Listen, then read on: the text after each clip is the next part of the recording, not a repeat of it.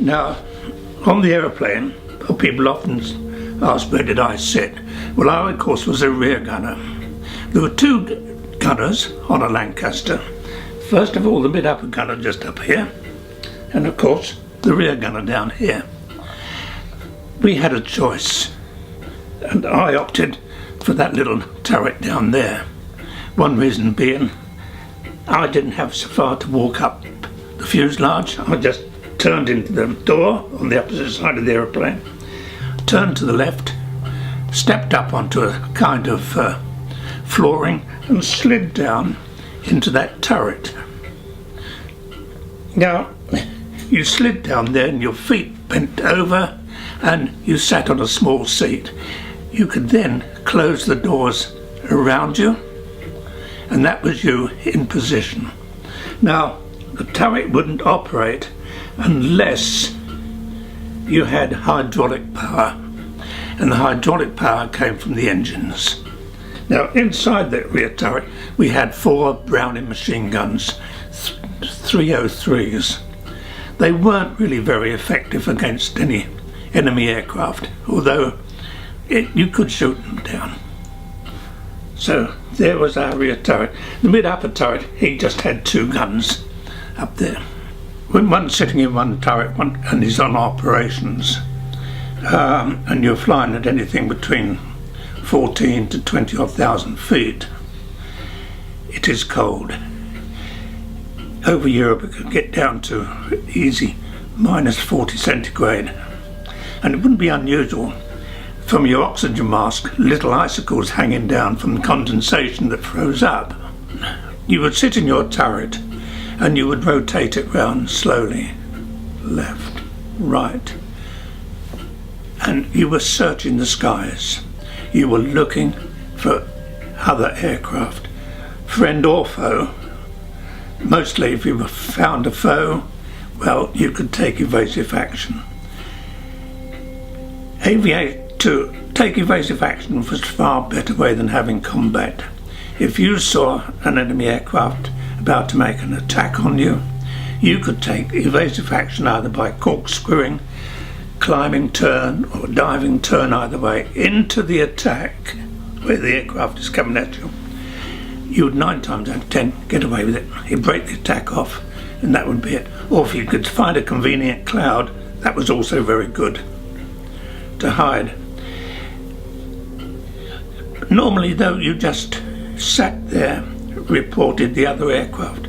You didn't like the other aircraft getting a bit too close to you. But you could see, don't forget, being in the rear turret, you could only see where you've been. You never saw what was coming. That's one of the reasons why I liked being in the back. After you passed it, it was good, if you know what I mean. So there it was, you just sat there and you searched the sky. When you were coming up towards the target, wherever it happened to be, you knew what was going on because you could hear the talk between the navigator, the captain, the bomb aimer, you know what was going on. And of course, you could see that when you passed over, the whole place had been bombed. It was alight. You could see the light. And of course you could see the target indicators still burning, the greens and the reds. You could see all this, although it took a lot of training not to look at it because you could easily destroy your night vision, which wasn't a very good thing.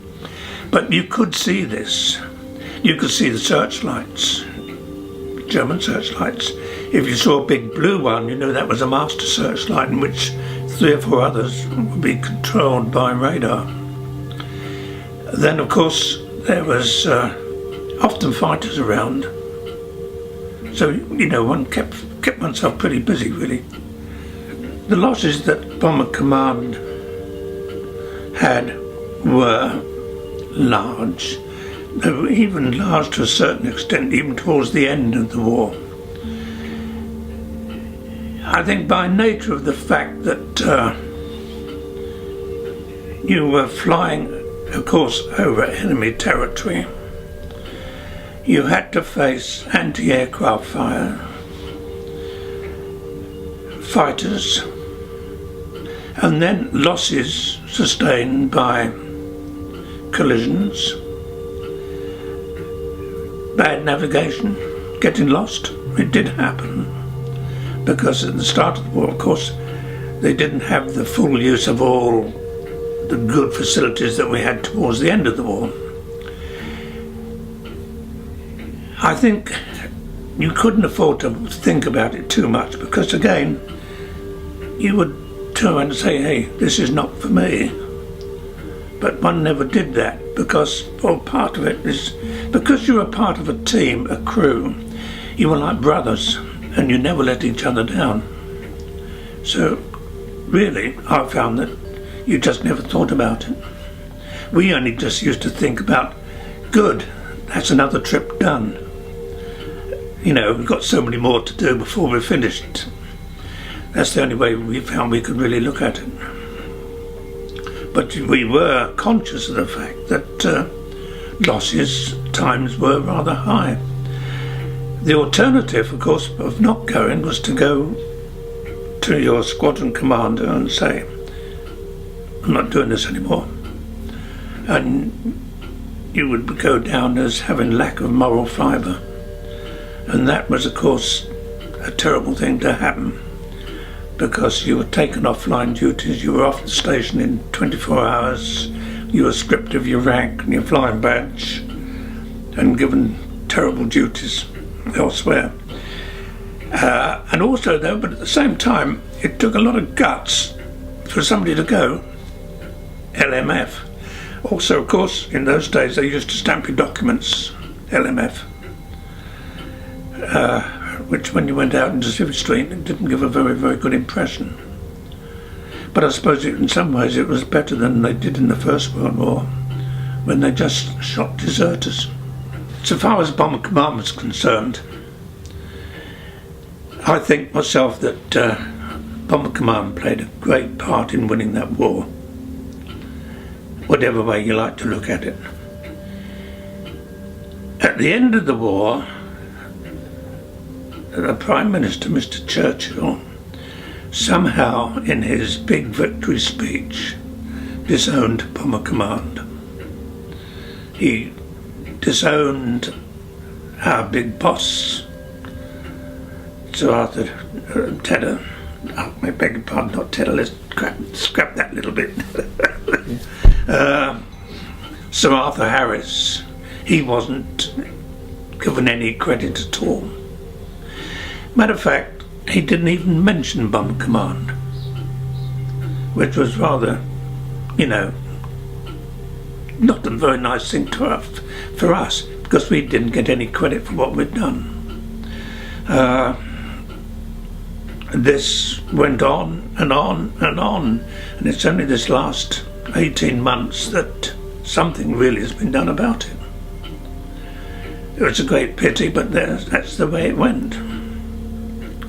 You see, people thought, well, let's say, I'm not going to say the public or the people, a lot of the big people in high places thought that perhaps we shouldn't have carried out the bombing as we did. Places like Dresden, Chemnitz, but they were all legitimate targets. And when it came to doing a job, of course, Sir Arthur Harris, or Bomber Harris as we called him, he was only doing his job. He was only doing what Mr. Churchill told him to do. And then of course he was disowned afterwards, which we all thought was not a very good thing.